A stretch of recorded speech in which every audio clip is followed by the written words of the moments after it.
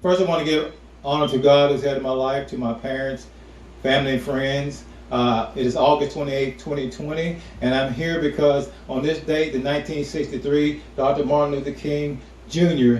said his iconic "I Have a Dream" speech. Also, in 1955, August 28, EMMITT Till was murdered. There's a lot of murders that are still going on today. We need justice, we need love, we need peace, we need a change in this world. So I'm going to do my best to recite Dr. Martin Luther King Jr. "I Have a Dream" speech. I'm happy to join with you today in what will go down in history as the greatest demonstration for freedom in the history of our nation. 50 years ago, a great American in whose symbolic shadow we stand today signed the Emancipation Proclamation. This momentous decree came as a great beacon light of hope for millions of Negro slaves who've been seared in the flames of withering injustice. This came as a joyous daybreak to end the long night of captivity. But 100 years later, the Negro still is not freed. 100 years later, the life of the Negro is still sadly crippled by the manacles of segregation and the chains of discrimination. 100 years later, the Negro lives on a lonely island of poverty. In the midst of a vast ocean of material prosperity, 100 years later, the Negro still languishes in the corners of American society, finding himself in exile in his own land. We come here today to dramatize a shameful condition. In a sense, we come here to our nation's capital to cast a check. When the architects of our republic wrote the magnificent words of our Constitution and Declaration of Independence, they were signing a promissory note to which all Americans were to feel heir.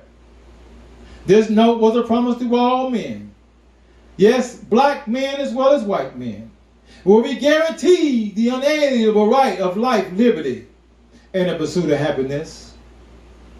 But it is obvious today that America has defaulted on this promissory note, in so much as the color of her citizens are concerned. Instead of honoring this sacred obligation, America has given the Negro people a bad check. A check that has come back marked insufficient funds. But we refuse to believe that the Bank of Justice is bankrupt. We refuse to believe that there are insufficient funds in the great vault of opportunity of this nation.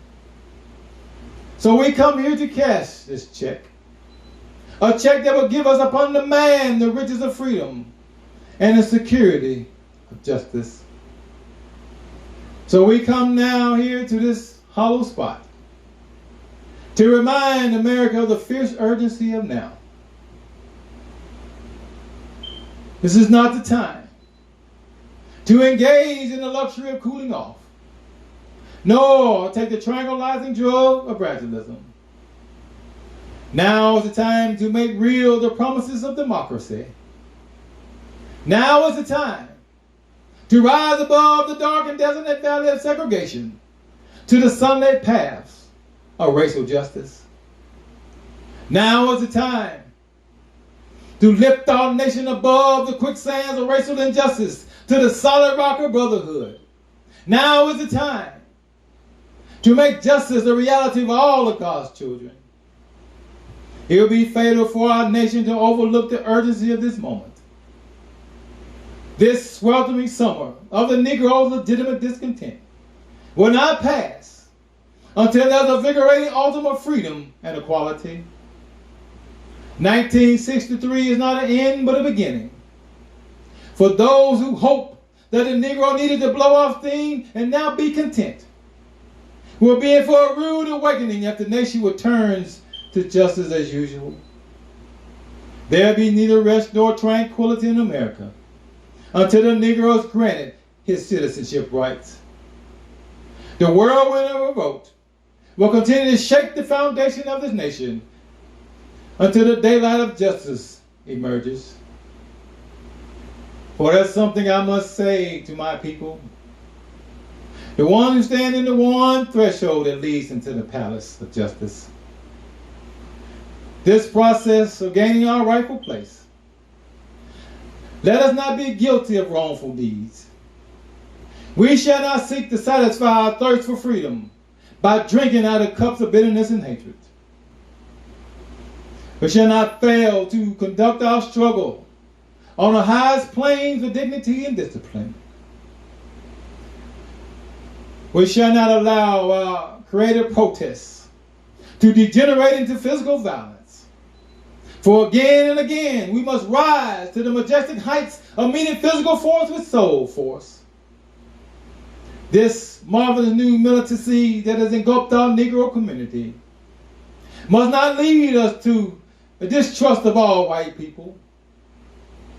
For many of my white brothers, as evidence of their presence here today, have come to realize that their destiny is tied in our destiny. They have come to realize their freedom is intricately bound to our freedom. We cannot walk alone. And as we walk, we must make the pledge that we will always march ahead. We cannot turn back. And those who are asking the trustees of civil rights, when will you be satisfied? We will never be satisfied as long as the Negro is a victim of unspeakable horrors of police brutality. We cannot be satisfied as long as our bodies, heavy from fatigue or travel, cannot gain lodging into the motels or the highways or the hotels of the city. We cannot be satisfied as long as the Negro's basic mobility is from a smaller ghetto to a larger one. We cannot be satisfied as long as our children are robbed of their adulthood and stripped of their dignity with signs stating, "For whites only." We cannot be satisfied as long as the Negro of Mississippi cannot vote and the Negro of New York believes he has nothing for which to vote for. No, we cannot be satisfied. And we will never be satisfied until justice rolls down like waters and righteousness like the mighty stream. I'm not unmindful that some of you have come here today from great trials and tribulation. Some of you have come fresh from narrow jail cells. Some of you have come here from areas by which your quest for freedom has left you battered by the storms of persecution and staggered by the fists of police brutality. You have now become the veterans of creative suffering. So continue to work that faith, that unearned suffering is redemptive. So go back to Mississippi. Go back to Alabama. Go back to South Carolina. Go back to Georgia. Go back to Louisiana. Go back to those slums and those ghettos of our northern cities, knowing that somehow this process can and will be changed. We cannot continue to wallow in the valley of despair. If I say something to you, my people, even though we are faced with difficulties of the day and tomorrow, I still have a dream. A dream that's deeply rooted in the American dream. I have a dream that one day this nation will rise up and live out the true meaning of its creed. These truths we hold to be self-evident, that all men are created equal. I have a dream that in the red banks of Georgia, sons of former slaves and sons of former slave owners We'll be able to sit down together at the table of brotherhood. I have a dream today. I have a dream that even down in Mississippi, a state that is sweltering in the heat of injustice, sweltering in the heat of oppression, will one day be transformed into an oasis of freedom and justice. I have a dream today. I have a dream that my 4 little children will grow up in a nation where they will not be judged by the color of their skin, but by the content of their character. I have a dream today.